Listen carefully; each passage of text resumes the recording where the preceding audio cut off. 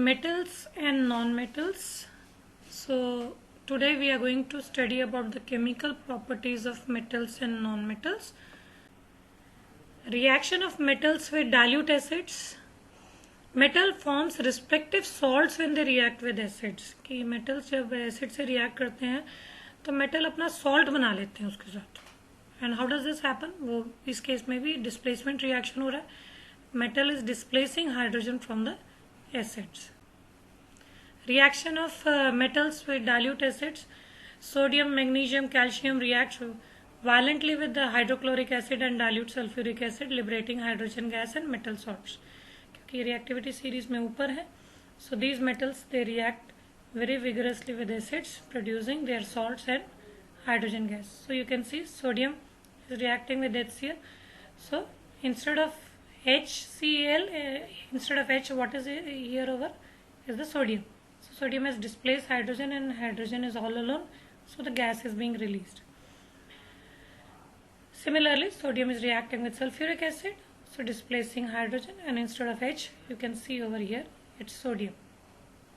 So in these cases, hydrogen gas is being released, but as you go down and down in the reactivity series, you will see that the reaction is not so violent, reaction is not so fast, reaction will start becoming slower and slower क्योंकि metal की reactivity घटती जा रही है. Aluminium and zinc reacts with dilute HCl or dilute H2SO4, liberating hydrogen gas and the corresponding metal salts. So aluminium भी similarly HCl से react करेगा और aluminium chloride, which is a salt, will be found and hydrogen gas will also be found. Aluminium sulphuric acid से भी similarly react करेगा और aluminium sulphate बनाएगा साथ में hydrogen gas. Similarly you can see zinc is also reacting with both the acids HCl as well as sulphuric acid and forming their salts as well as hydrogen gas. Reaction of metals with dilute acids further. We are studying now going downer in the reactivity series. Let's take next is iron. So you can see that iron is also reacting, but they'll be reacting and the displacement reaction will be there. But the difference is that the speed of the reaction will go on decreasing. And further, if you go below hydrogen, you can see that the copper is not reacting at all. So we are writing no reaction.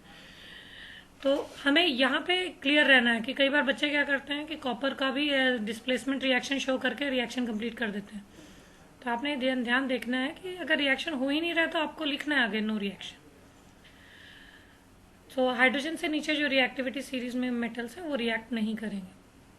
अब बात कर लेते हैं nitric acid की. Nitric acid के बारे में याद रखना जरूरी है कि डाइल्यूट नाइट्रिक एसिड से एक्चुअली मेटल्स रिएक्ट नहीं करते हैं. रीजन क्योंकि नाइट्रिक एसिड एक ऑक्सीडाइजिंग एजेंट है, तो वो हाइड्रोजन प्रोड्यूस नहीं कर पाता, इसलिए क्योंकि हाइड्रोजन को वो ऑक्सीडाइज कर देता है और हाइड्रोजन जो है वाटर में चेंज हो जाता है. इसमें भी एक्सेप्शंस है, so you can see the exceptions also over here. So you need to remember this particular point because it's an exception and exceptions are always asked in one or the other.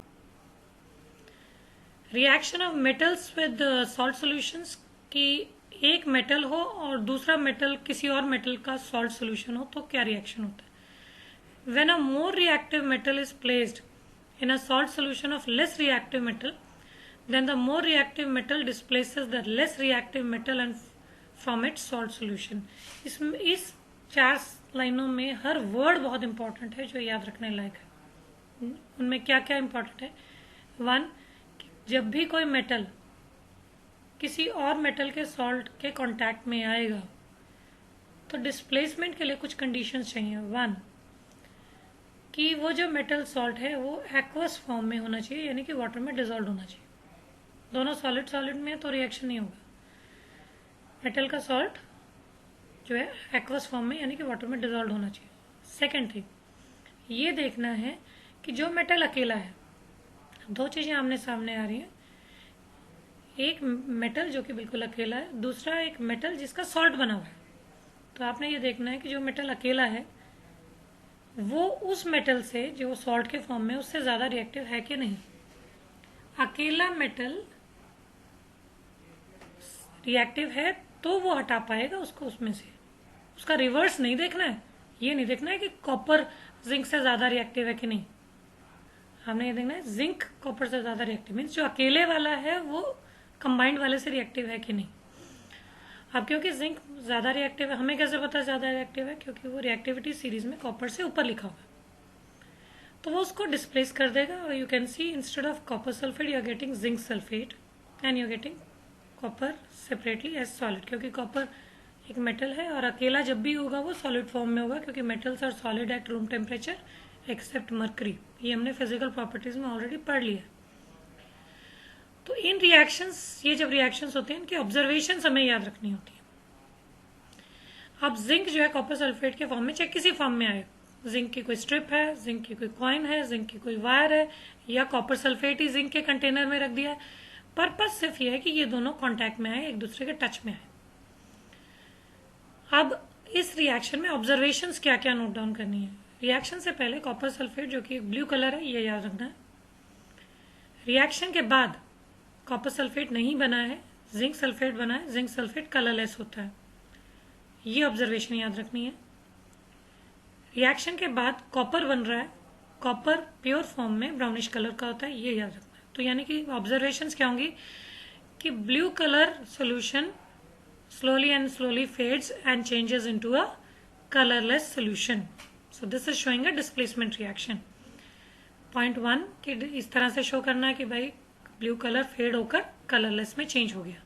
Second observation कि brown colour जो है वो zinc के object पे deposit हो गया, वो nail है, वायर है, कॉइन है, जो मर्जी, या कॉपर नीचे डिपॉजिट हो गया जिस कंटेनर में रिएक्शन हो रहा है। तो कॉपर डिपॉजिट होगा ही होगा, चाहे बॉटम पे हो जाए चाहे जिंक के ऊपर ही डिपॉजिट हो जाए। ये ऑब्जर्वेशंस में ध्यान रखना है। However less reactive metals can not displace the more reactive metal. So you can सी अगर हमारे पास कॉपर अकेला होता प्योर फॉर्म में और जिंक सल्फेट के फॉर्म में वाटर में डिजोल्व होता और ये आमने सामने एक दूसरे के कॉन्टैक्ट में आते तो रिएक्शन होना ही नहीं है, क्योंकि कॉपर जिंक से कम रिएक्टिव है। Many metals react with dilute acids and liberate hydrogen gas. Only less reactive metals such as copper, silver, gold, etc. do not liberate hydrogen from dilute acids. तो ये जो hydrogen से नीचे वाले हैं, ये इस तरह का कोई भी हाइड्रोजन गैस रिलीज होता हुआ डाइल्यूट एसिड से शो नहीं करते, which we have already studied also. Reactivity series of metal, which is very important. Some metals are very reactive while others are less reactive. On this basis, they are arranged in decreasing order of their reactivity. This arrangement is called as a reactivity series. कि हम metals को इस तरीके से arrange कर दें vertically कि भाई जो ज़्यादा reactive है वो ऊपर है, जो कम reactive है वो नीचे है, तो इस arrangement को reactivity series कहा जाता है. So this is the reactivity series. The arrangement of metal in the decreasing order of their reactivity is called as a reactivity series of metal. So here you can see that vertically metals are arranged, and the criteria of arranging them vertically is that the most reactive is placed on the top, and as you go down their reactivity decreases, and on the bottom the least reactive metal. सो ये चीज़ हम metallurgy में भी देखेंगे कि question हो जाता है कि कौन से नेटिव फॉर्म में मेटल्स मिलते हैं, कौन से कंबाइंड फॉर्म में मिलते हैं।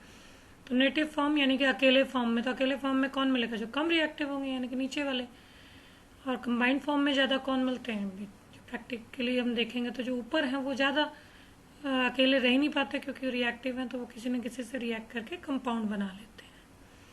So go through the reactivity series and learn it. Reason for difference of reactivities, reason क्या है कि कोई मेटल जल्दी रिएक्ट कर रहा है, कोई कम रिएक्ट कर रहा है, हमने रिएक्टिविटी सीरीज में कुछ रीज़न तो होगा। In the series of metals on the basis of reactivity is the tendency of the metal to lose electron. If the metal loses electron easily to form positive ion, it will react readily with other substances, therefore it will be more reactive. तो यानी कि बात इस बात पे depend करता है कि कोई मेटल ज़्यादा रिएक्टिव है कि कौन कितनी जल्दी इलेक्ट्रॉन लूज करता है। जो जितनी जल्दी लूज करेगा वो रिएक्शन उतनी जल्दी करेगा कि जैसे मान लो हम एग्जांपल ले लेते हैं कि सोडियम का रिएक्शन ऑक्सीजन से है और सोडियम ऑक्सीजन से रिएक्ट करके सोडियम ऑक्साइड बनाएगा। तो ऑक्सीजन एक नॉन मेटल है, उसकी आदत इलेक्ट्रॉन लेने की है, सोडियम एक मेटल है, उसकी आदत इलेक्ट्रॉन देने की है। तो सोडियम जितनी जल्दी ले तो उसको इलेक्ट्रॉन देगा उतनी जल्दी ऑक्सीजन लेगा। अगर सोडियम जल्दी देगा और ऑक्सीजन जल्दी लेगा उतनी जल्दी कंपाउंड बनेगा, यानी कि रिएक्शन फास्ट हो गया। लेकिन अगर कोई मेटल देर लगा रहा है देने में तो ऑक्सीजन भी तो फिर जब ही ले पाएगा ना जब देगा, तो यानी कि ऑन द होल वो रिएक्शन फिर थोड़ा स्लो हो जाता है, डिले हो जाता है। Example is also given over here. Alkali metals like sodium and potassium are highly reactive. So that's what we have discussed also. Displacement of hydrogen from acids by metals. All metals above hydrogen in the reactivity series, that is more reactive than hydrogen, like zinc, magnesium, nickel, etc., can liberate hydrogen from acid like HCl, H2SO4. These metals have greater tendency to lose electrons to form cations. तो reactivity series में जो hydrogen से ऊपर हैं वो hydrogen को displace करने की कैपेसिटी रखते हैं, उसको हटा सकते हैं एसिड से। इसीलिए रिएक्टिविटी सीरीज में जो हाइड्रोजन से ऊपर है वो एसिड से रिएक्ट करके हाइड्रोजन गैस प्रोड्यूस करते हैं और अपने सॉल्ट्स प्रोड्यूस करते हैं, जबकि जो मेटल हाइड्रोजन से नीचे है वो एसिड से रिएक्ट करके हाइड्रोजन गैस प्रोड्यूस नहीं करते। Displacement of hydrogen from acids bye metals. All metals below hydrogen in the reactivity series that is less reactive than hydrogen like